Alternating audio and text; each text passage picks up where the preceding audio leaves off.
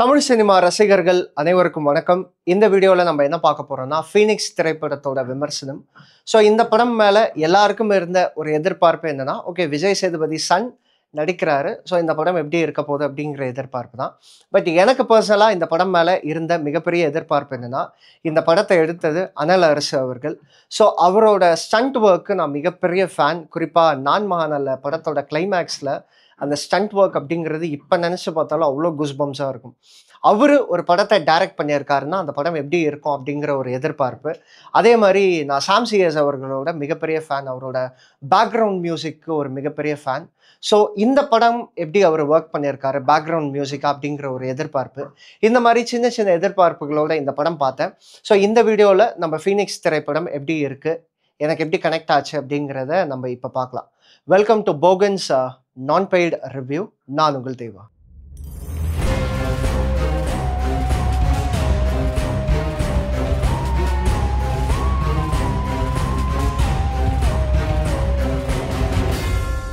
So இந்த படத்துக்கு audience reaction போன வீடியோ மாதிரி நான் கொடுக்கணுமா அப்படின்னு யோசிக்கிறேன். ஏன்னா இந்த படம் வந்து நான் ஃபஸ்ட் ஷோ வந்து ரோஹிணியில் தான் பார்த்தேன்.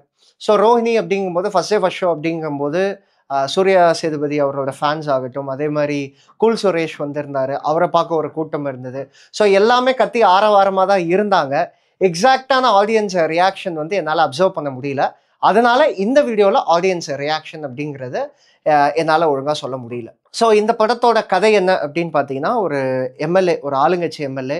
ஸோ அந்த எம்எல்ஏ பார்த்தீங்கன்னா எப்போவுமே அந்த ஆளுமை மனமிக்கம் கொண்டவர்.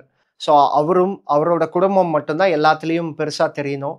அண்ட் குறிப்பாக எந்த ஒரு விஷயம்னாலும் அவங்க தான் ஹைலைட்டாக தெரியணும் அப்படின்னு நினைக்கக்கூடிய ஒரு பர்சன். இப்படி இருக்க அந்த எம்எல்ஏ திடீர்னு ஒரு நாள் கொலை செய்யப்படுறார். அவர் கொலை செய்கிறவர் பார்த்தீங்கன்னா சூர்யா சேதுபதி. அவர் 18 வயசு ஆகலை அப்படின்றதுனால அவரை வந்து சிறுவர் சீர்திருத்த பள்ளியில் வந்து போடுறாங்க. அந்த இடத்துல எம்எல்ஏ ஆட்கள் வந்து பழி வாங்குறாங்க. அதுக்கப்புறம் என்ன நடக்குது, அண்ட் குறிப்பாக சூர்யா சேதுபதி எதுக்காக அந்த எம்எல்ஏவை கொலை பண்ணுறாரு, அவரோட பாஸ்ட் என்ன அப்படின்றத நோக்கி போகுது இந்த படத்தோட கதை. ஸோ இந்த படத்தோட பாசிட்டிவ்ஸ் அப்படின்னு பார்த்தீங்கன்னா, முதல் பாசிட்டிவ் இந்த படத்தோடைய stunt choreography. As I said, Anal Arasu அப்படிங்கிற ஒரு ஸ்டண்ட் கொரியோகிராஃபர். நம்ம நிறையா படங்களில் அவரோட பயங்கரமான ஸ்டண்ட் ஒர்க்ஸ் வந்து பார்த்துருப்போம். குறிப்பாக சிங்கம் 2 பார்க்கலாம், அதே மாதிரி தடையற தாக்க, அண்டு நான் வீடியோ ஸ்டார்டிங்கில் சொன்ன மாதிரி நான் மகாநல்ல.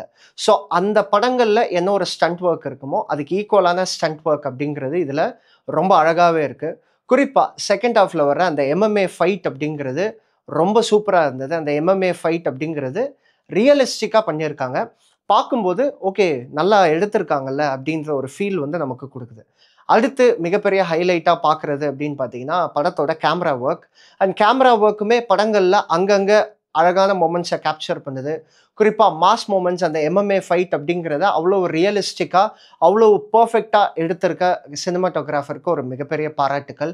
அண்ட் படத்தில் மற்ற ஹைலைட்ஸ் அப்படின்னு பார்க்கும்போது படத்தில் வர எமோஷன் சீன்ஸ், சில சீன்ஸ் அண்ட் எமோஷ்னல் சீன்ஸ் எல்லாமே அந்த கதையை ஒன்றி வரும்போது அது பார்க்குறதுக்கு கனெக்டடாகவும் நல்லாவும் இருந்தது.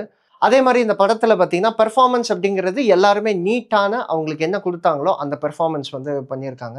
சூர்யா சேதுபதி அவர்களோட நடிப்புமே பெருசாக ட்ரால் பண்ணுற அளவு இல்லை, ஒரு டீசெண்டான பெர்ஃபார்மன்ஸ் அப்படிங்கிறத சொல்லிக்கலாம். ஸோ அதே மாதிரி பார்த்தீங்கன்னா ஆக்டர் ஜே விக்னேஷ் ஆக்சுவலாக காக்கா முட்டையில் வருவார் இல்லையா, அவர் இதில் வந்து ஒரு அண்ணன் கேரக்டர் மாதிரி பண்ணியிருக்காரு.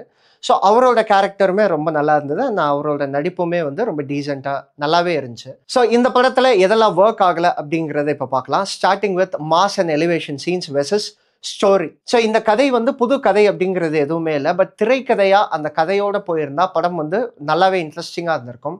பட் இவங்க என்ன பிரச்சனை பண்ணிட்டாங்க அப்படின்னா, ஆரம்பத்தில் இன்ஃபேக்ட் ஃபர்ஸ்ட் ஆஃப் ஃபுல்லாகவே கதைக்குள்ளே போகலை, வெறும் மாஸ்ன்னு மாஸ் மூமெண்ட்ஸையே, எலிவேஷன் மூமெண்ட்ஸையே அவங்க வந்து ஃபோக்கஸ் பண்ணதுனால கதையில் நம்ம பெருசாக வந்து கனெக்ட் ஆகவே முடியல.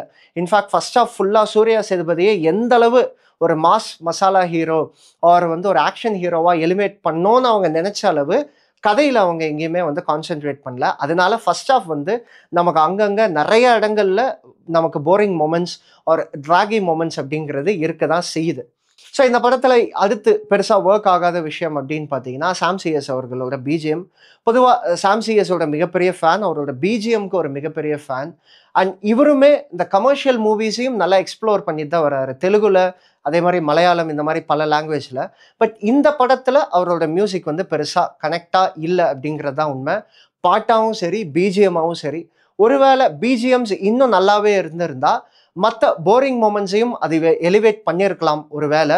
பட் பிஜிஎம்மும் ரொம்ப டல்லாக இருந்ததுனால அது எலிவேஷன் மூமெண்ட்ஸ் ஆகட்டும், இல்லை அந்த மாஸ் மூமெண்ட்ஸாக இருக்கட்டும், பெருசாக என்ஜாயபிளாக இல்லை அப்படிங்கிறது தான் நிதர்சனமான உண்மை. அதே மாதிரி பெருசாக ஒர்க் ஆகாத இன்னொரு விஷயம் அப்படின்னு பார்த்தீங்கன்னா டயலாக்ஸு. ஆரம்பத்துலேருந்தே டயலாக் வந்து அந்த எலிவேஷன் டயலாக்ஸாகவே இருந்ததுனால நமக்கு ஒரு கட்டத்துக்கு மேலே ரொம்ப டயரிங் ஆகிறது. இன்னும் எவ்வளவு எலிவேஷன் தான், அப்படி ஒரு ஃபீல் வந்து நமக்கு கொடுக்க தான் செய்யுது. அதே மாதிரி இந்த படத்தோட மிகப்பெரிய ஒரு ஒர்க் ஆகாத விஷயமா பார்க்குறது அப்படின்னு பார்த்தீங்கன்னா கிளைமேக்ஸு. அண்ட் இந்த படத்தோட கிளைமேக்ஸ் பார்த்தீங்கன்னா எங்கே கொண்டு போய் முடிக்கிறது அப்படின்னு தெரியாத மாதிரி முடித்த மாதிரி எனக்கு ஒரு ஃபீல் ஆகுது. ஏன்னா இந்த படத்தோட கிளைமேக்ஸ் வந்து பெரிய டிசப்பாயின்மெண்ட். இவ்வளோ விஷயங்கள் ஒர்க் ஆகலைனாலும் கிளைமேக்ஸ் நல்லா பண்ணியிருந்தா இந்த படம் இன்னுமே நல்லா இருக்கும். பட் கிளைமேக்ஸை ஒரு பாயிண்ட்ல எங்கே போய் முடிக்கிறதுன்னு தெரியாமல் முடிச்சாங்க. அதுவும் ப்ரீ கிளைமேக்ஸில் ஒரு டைலாக் வரும் பாருங்க, அடடா பயங்கரமாக இருக்கும். இந்த பார்த்திபன் ஒரு டெம்ப்ளேட் இருக்குமே, என்னடா டைலாக் இது, எவன் எழுதி கொடுத்துட்டான்னு இப்படி பேசிட்டு போகிறான் அப்படின்ட்டு. ஸோ அந்த மாதிரி தான் இருக்கும் ப்ரீ கிளைமேக்ஸோட டைலாகு. ஸோ டைலாக் வந்து ஒரு மிகப்பெரிய கம்ப்ளைண்ட்டாக இந்த படத்தில் வந்து பார்க்குறேன். ஸோ ஓவரால் இந்த திரைப்படம் எப்படி இருக்குது அப்படின்னு கேட்டிங்கன்னா ஒரு ஆவரேஜ் வாட்ச் அப்படின்னு நான் சொல்லுவேன். கதைக்களமாகவே இந்த படம் போயிருந்தா ஒரு இன்ட்ரெஸ்டிங்கான மூவி. பட் தேவையில்லாத மாஸ் எலிவேஷன் சீன்ஸ் வைக்கிறேன் அப்படின்ட்டு அந்த கதைக்களத்தை ஃபோக்கஸ் பண்ணாமல் விட்டதுனால இது வந்து ஒரு ஆவரேஜ் வாட்சாக இருக்குது. ஸோ நீங்கள் இந்த படம் பார்த்துட்டு முடிக்கும் போது உங்களுக்கு எப்படி இருக்கும் அப்படின்னா ஒரு ஃபுல் சாட்டிஸ்ஃபைட் ஃபீல் அப்படிங்கிறது உங்களுக்கு இருக்காது. பட் ஆன் த ஹோல் ஓகேயான ஒரு வாட்ச் பார்த்தோம், ஒரு டைம் பாசிபிள் என்டர்டெய்னராக வாட்ச் பண்ணோம் அப்படிங்கிற ஒரு ஃபீலோட நீங்கள் வெளியில் வருவீங்க அப்படிங்கிறது தான் இந்த படத்தோட என்னோட விமர்சனம். ஸோ இந்த வீடியோ உங்களுக்கு பிடிச்சிருக்கும்னு நம்புறேன். பிடிச்சிருந்தா லைக் பண்ணுங்கள். உங்கள் ஃப்ரெண்ட்ஸ், ஃபேமிலி, சினிமா லவர்ஸ், குறிப்பாக அந்த வீக்கெண்ட் யாராவது மூவி பிளான் பண்ணியிருந்தா அவங்களுக்கு இந்த வீடியோ ஷேர் பண்ணுங்கள். வேற ஒரு நல்ல வீடியோ ஒரு நல்ல கண்டென்ட்டோட உங்களை வந்து சந்திக்கிறேன். Until then, it's bye from Deva.